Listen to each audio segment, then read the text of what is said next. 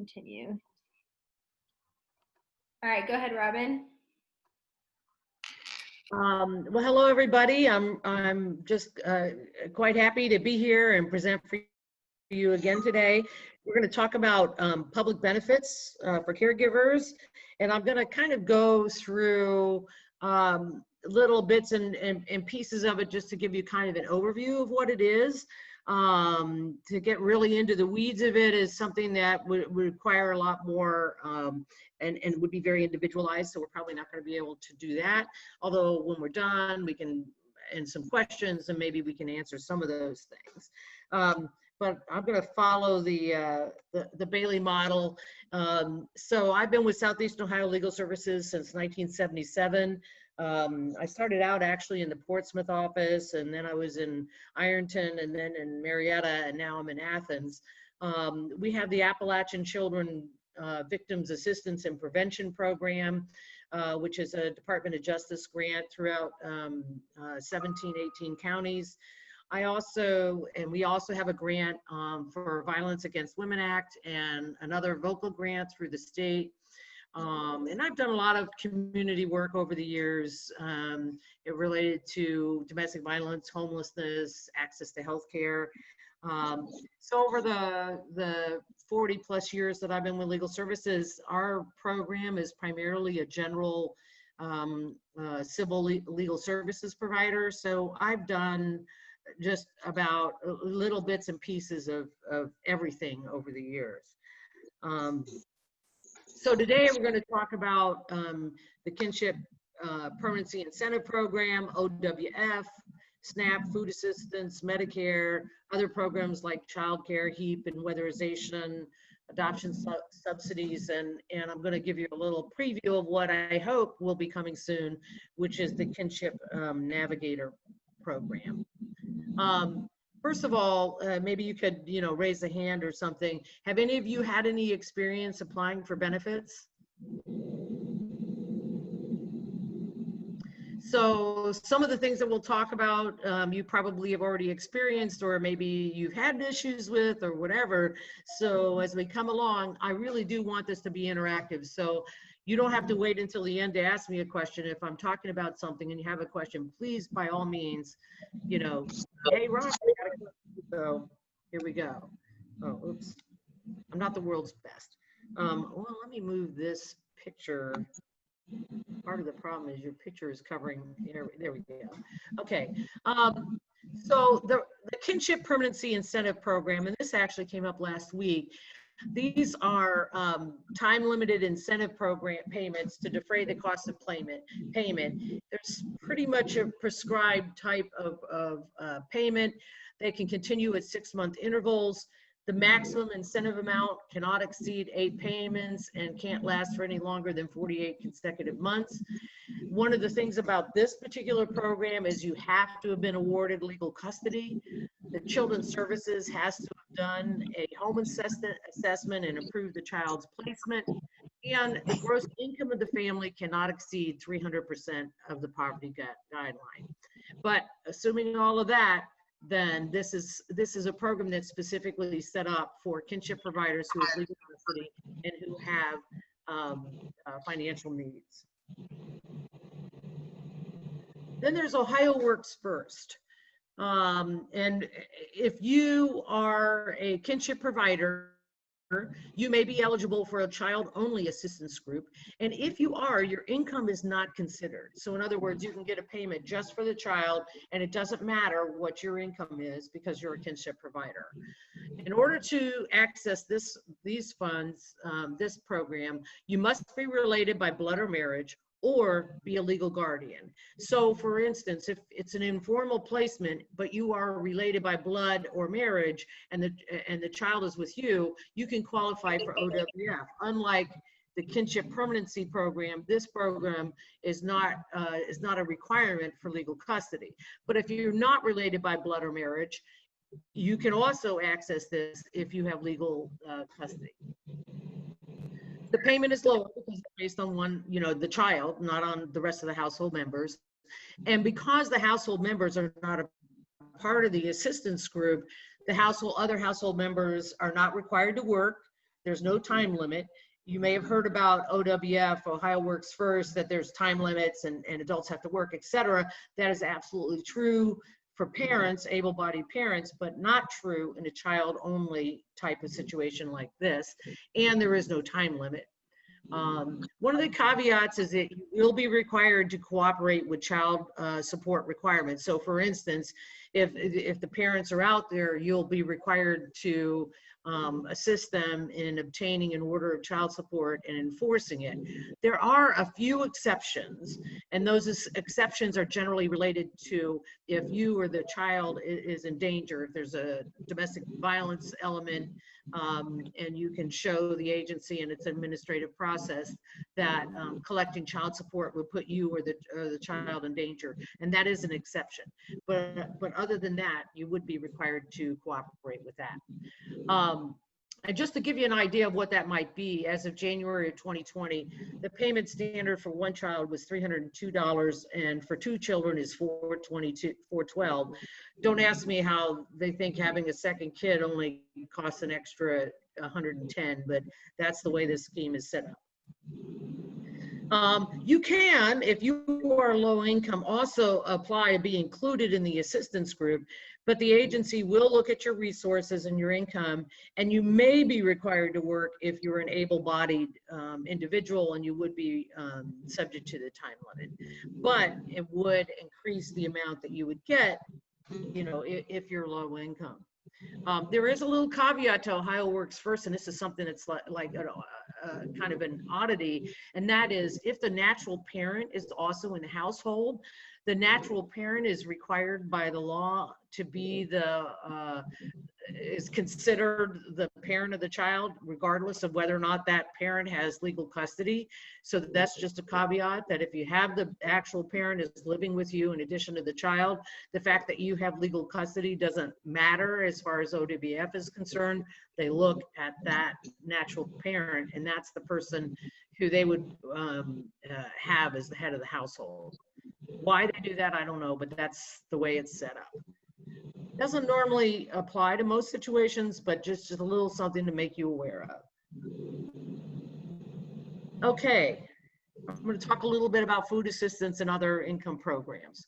So unlike Ohio Works First, food assistance does not have a child-only case, and the welfare department must consider the entire household gross income to determine eligibility if everyone prepares meals and eats together. So for instance, if and this applies to see if you have you know, multiple generations in a household, if one unit or a couple of people, if they purchase and prepare meals separately, they can be their own unit. And then the other people, if they prepare and purchase food separately, they can be their own. But that's what they look at, who in the household is preparing and eating meals together.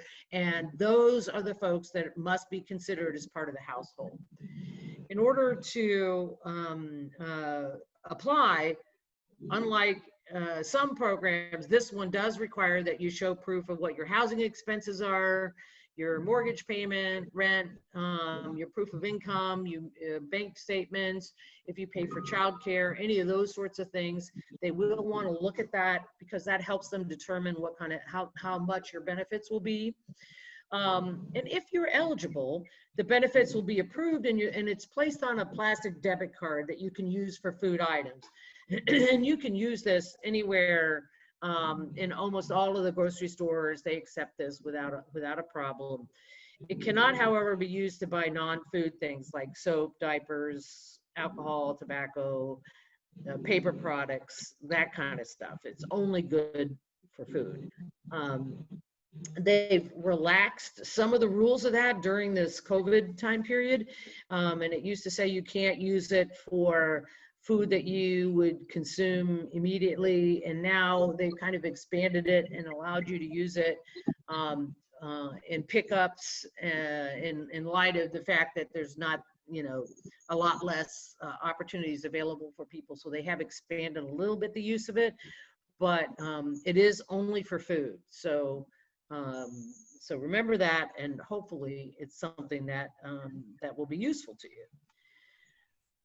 So here are some other programs that are generally available. You have the Prevention, Retention, and Contingency Program, which is a financial assistance to help families primarily find and maintain employment, but it can also be used for clothing, transportation, like if you need tires on your car, shelter if you got behind or you need to get your utilities taken care of, that kind of thing.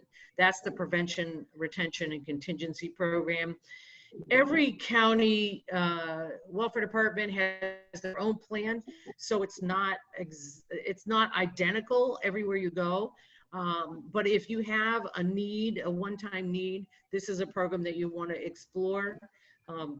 It's available for families that have a child in it without, and there are certain other eligibility requirements, but they tend to be higher than a lot of the other programs. I think it goes up to 200% of the family or the federal poverty guideline, but it's something that if you need a one-time type of assistance, that can be there. Childcare. The Department of Job and Family Services, the Welfare Department, also has financial assistance to help you pay for childcare, so that while you're engaging in work or other approved school or training activities, the idea is that, you know, we want to keep people working as much as possible, and if so, that they can pay for your childcare. It can be subsidized, and again, like the Prevention, Retention, and Contingency Program, it does have a higher income limit. And there's and some other things. So if you have a child and you're working and you need some childcare, this is something you ought to be applying for. It's out there and it's available. Adoption assistance and post-adoption special services subsidy is available for you if to assist with the placement of children with special needs. So those hard to adopt kids with special needs that you can't find a traditional placement for, they have these special subsidies that can not only provide you with a monthly amount, but it can also pay for the special services they might need, such as therapy, mental health, and that kind of thing. So if you have a special needs child that's been placed with you, you might want to, and you're wanting to adopt or are in the process of adopting, this is something you want to be asking about. And it's something that will last for until the child turns 18. So once you get accepted into this program, it's very, very beneficial. I mentioned earlier child support. And I just wanted to point out that this is something that's available and would be made payable to you if the parents of the children are ordered to pay child support and you don't receive Ohio Works First, a child-only case. This child support would be made payable to you, and as long as the children are in your home full-time, or basically that's their residence. This kind of service is available to you at no cost, so you don't have to pay for these services. Not only do they help get it established, but they also do the enforcement and the collection and all of that. And if it goes directly to you, it'll be, again, like food stamps, it would be loaded onto a card that you can use for anything. Child support payments are not limited. It's payment to you to use however it needs to be used. If you are receiving child-only OWF and you then qualify, or then the parents are ordered to pay child support, the Department of Job and Family Services recoups the amount that they've been paying to you. So for instance, if you have a one-child case and it's $302 a month, unless the child support that is received exceeds $302, that's going to go to the welfare department. So in other words, they reimburse themselves for the payment they make to you. But if the child support ends up being more than that, then you'll get the child support directly, and you will no longer get the child-only amount. I thought I'd mention this because a lot of times people, they forget that there are other things that can help you out if you are struggling or having problem meeting your bills. And that's, you got the Home Energy Assistance Program, which is HEAP. There's also home weatherization that can make your home more energy efficient and help you reduce your bills in that way.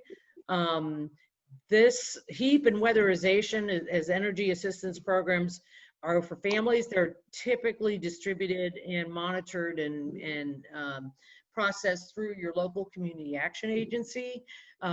It's a real pretty simple process. You fill out a little form, you show them proof of your income, because again, it is also an income eligible program.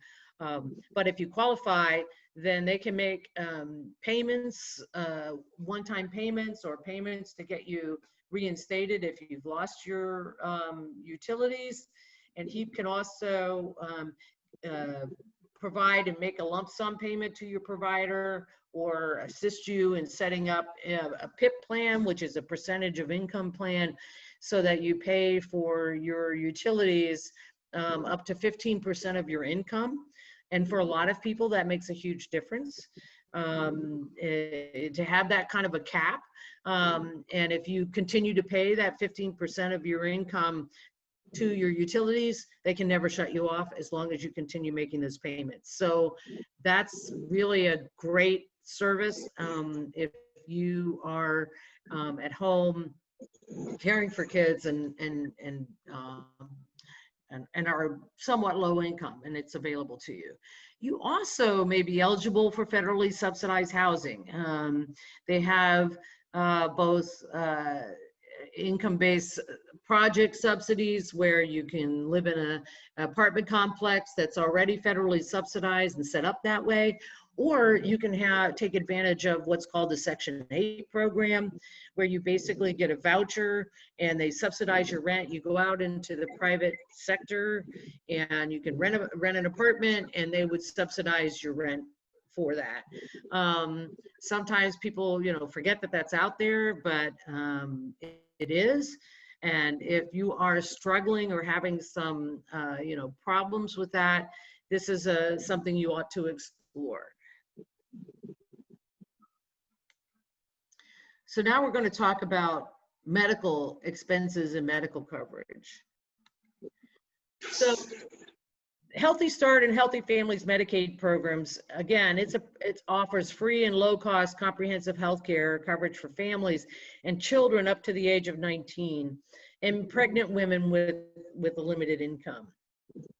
If you are receiving OWF through a child-only grant, you don't need to worry. The kids are automatically eligible. You don't need to make any other application.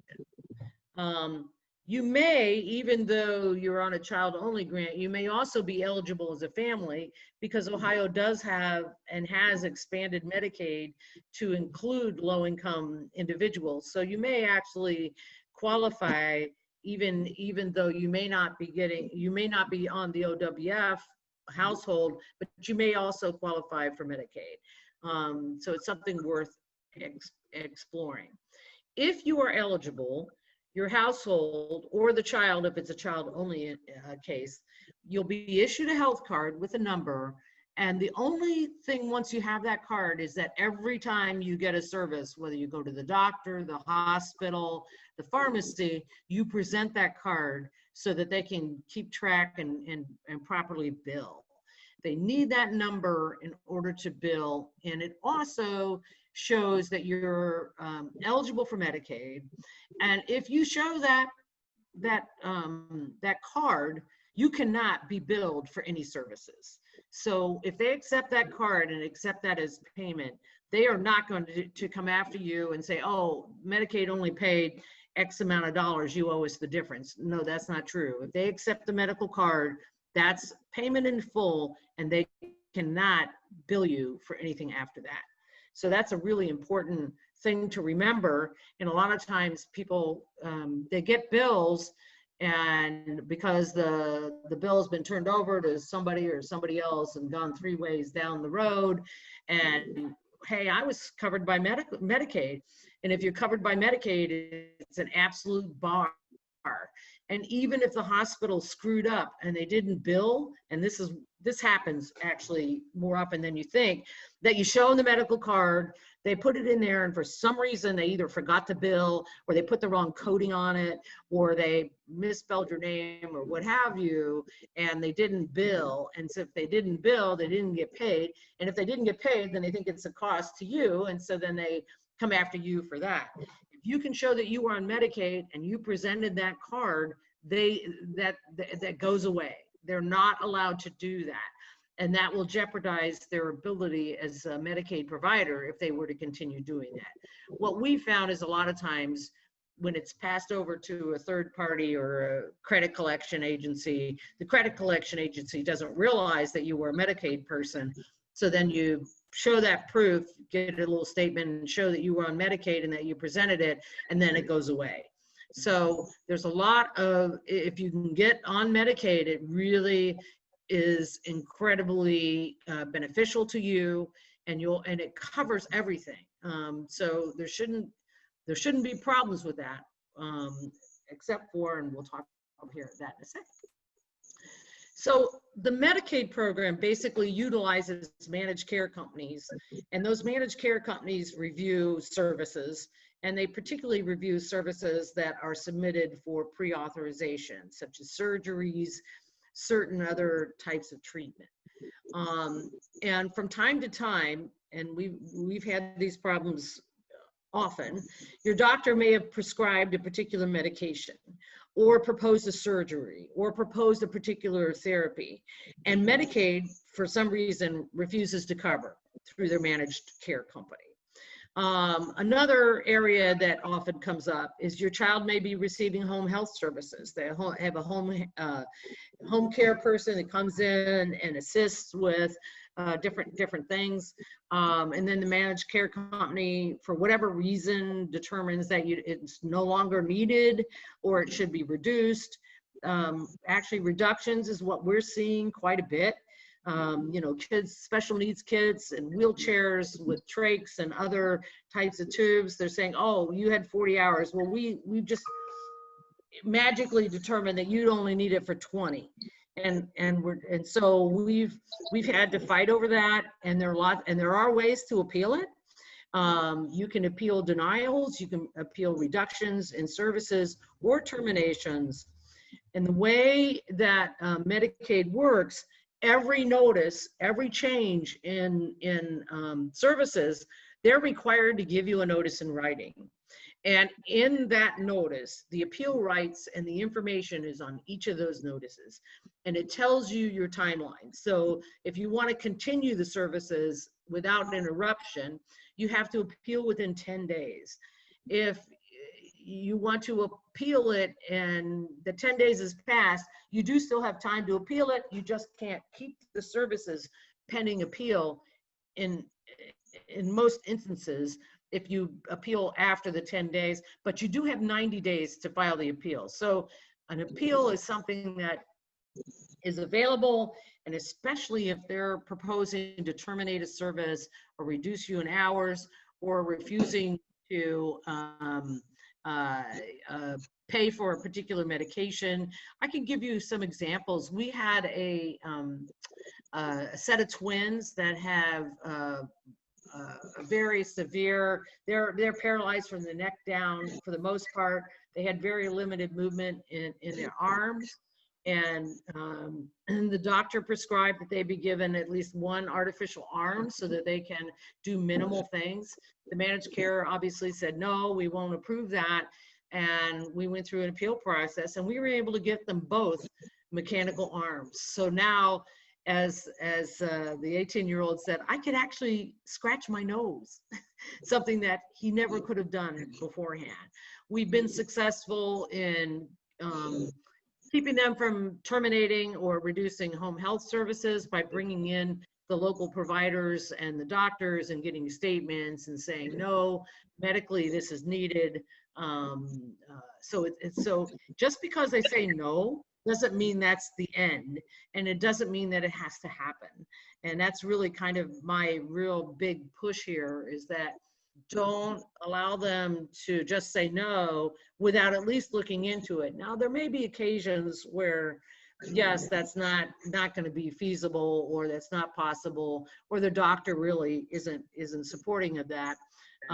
But assuming that your doctor is really supporting of whatever the action is that you need, or the service that you need, there's a real good likelihood that you can reverse a denial, reduction, or termination. This is the kind of case that legal services can be extremely helpful in pursuing appeals in this. And we have a lot of our legal services, when you're pursuing public benefits, and this is a type of public benefit, we actually have expanded income eligibility, so that you might not be eligible for our services in many ways, but in this kind of a scenario, you may very well be eligible. So I would encourage you to think about legal services if you're facing something with Medicaid that is going to be harmful. So there are some other programs out there. You have the Women, Infants, and Children program, which is a supplemental feeding program. They also do well child checks and provide you with nutrition information for infants and children up to age 5. Local community action, sometimes the health department, but it's a great little program, and it gives you, you know, vouchers and coupons for things like peanut butter and milk and formula and all of those sorts of things. It's just a great supplemental program. There's also Help Me Grow, which is a parental support program, voluntary. It provides parenting information. They do home visiting, early intervention services, so that if you have a young kid that already has been identified as having some kind of developmental delays or disabilities, they can hook you up with resources and provide you with educational materials. And the home visiting part is really just a great service that they provide, so they can come into your home and help you work with that child and give you good information, skills, and training on how to child that you can be. This is primarily set up for kids under the age of 3. There is a Help Me Grow in every county in the state. So this is not something that's only in one county. It's everywhere. And Governor DeWine actually put in more money into Help Me Grow recently, so that they can expand and provide additional services. So don't hesitate to contact them if you're caring for a kid under the age of 3. This is just a great opportunity. A couple of other little things I'll mention is the Bureau for Children with Medical Handicaps and the Sickle Cell Service Program. These are special programs, but if you have a child that's been identified early on with either medical problem or sickle cell, once you get enrolled in a program like this, it follows the children for life. So best example I can give is I have a neighbor who had a daughter who was born with a spine deformity. And when she was young, she got onto the Bureau for Children with Medical Handicaps. They were able to do surgery at no cost to the family. They did follow up with that. She is now 30-something with the kid, and she can still go back to the provider and have checkups and work on her spine if needed, and the whole bit. So this is something that if you have a child that might fit into this, that you might want to explore. And it's operated through the Ohio Department of Health. One of the things I wanted just to give you a heads up, the state of Ohio has received money, and they're now in the process of establishing a Kinship Navigator program. Who's heard about that? Has anybody heard about this? So what they're essentially doing is they've divided the state up into a majority of regions, and there's going to be a navigator or two in each of the areas. And the whole idea is to provide assistance and connections to allow kinship providers to access resources. And the difference about this versus the other kinship program is it's not going to be limited to legal custodians. So it might be an informal arrangement, or it could be a legal custodian and all of that, but it doesn't have to be. And the other important piece about this is that the funds, as they are envisioning it, would be much more expansive. So in other words, unlike in the Kinship Permanency Incentive Program, you know, they have a list of what's an acceptable expense. And if you don't fit into that list, then you're not eligible for it. This, however, this program is focusing on what is the need. So for instance, if it may mean that you need a ramp, or you may need to add a bedroom on, or you may need to, you know, access something, it's not a question of what is it that you want, it's more like, what is it that you need to provide for these children, and then those funds can follow that. I got real excited. They went around the state last year and, you know, did a whole bunch of focus groups about it, and we got all jazzed up. And originally it was supposed to be rolling out. It should have been rolled out by now. I'm guessing that the COVID situation really hampered their ability to finalize all of this. But in my understanding, it should be out hopefully by the 1st of next year. Again, it'll be something that you'll be able to access, and hopefully once they get it rolled out, they'll be doing some outreach. So stay tuned and pay attention to because you'll be seeing something, it'll say Kinship Navigator. You can also probably find out about it through your local children's services, the local DJFS, the welfare department, your health department, Help Me Grow. Any of those folks should be well aware of this program, because once it gets started, it involves and is going to get some community feedback, and they're going to be working with the local community partners to get the word out. So it's going to be coming. I get all excited. I had somebody a few months ago that needed help with I can't remember exactly, something with the house. Oh, they had a mobile home and they needed to move it from one site to another for a permanent home. And this grandmother was taking care of like 4 kids, but it wasn't set up yet, so we couldn't use it. And that was the kind of thing that would never have been payable under the Kinship Permanency Program, but once this is going, that's the kind of thing that they want to do. They want to be able to provide funds so that kids can be stable, have a permanent home, and if that means you have to add a bedroom in order and make that work, by golly, we ought to be able to do that. So I'm excited about that. Robin, and if you're in contact with anyone with that program, once it gets started up, it'd be great if they could like come talk to the group or something like that. Oh, that'd be great. Yeah, that's I know some of the people that are on the statewide committee that's working on that, so I'll make sure that they're aware, so that when they get to the point where they're rolling it out, that they can come and do that. I think that's a great idea. Awesome, thanks. So where can you get help? Obviously, Southeastern Ohio Legal Services, we serve 30 counties throughout Southeastern Ohio. But you know, we're not the only game out there. Every county in Ohio is served by a legal services program. If you're having problems at programs listed in today's discussion and things that we've talked about, you really should contact your local legal services organization, the one that's closest to you or serves your county.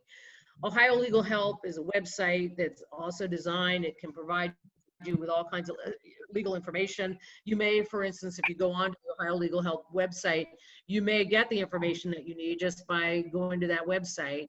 But if not, it'll also tell you, because you put in your county, it'll tell you which legal services organization to contact. If you have a relationship or already have a private attorney that you've been working with, obviously I'm not trying to say don't do that, because if you have one, by all means utilize them. But they may or may not be familiar with how Medicaid works or food stamps or any of those sorts of things.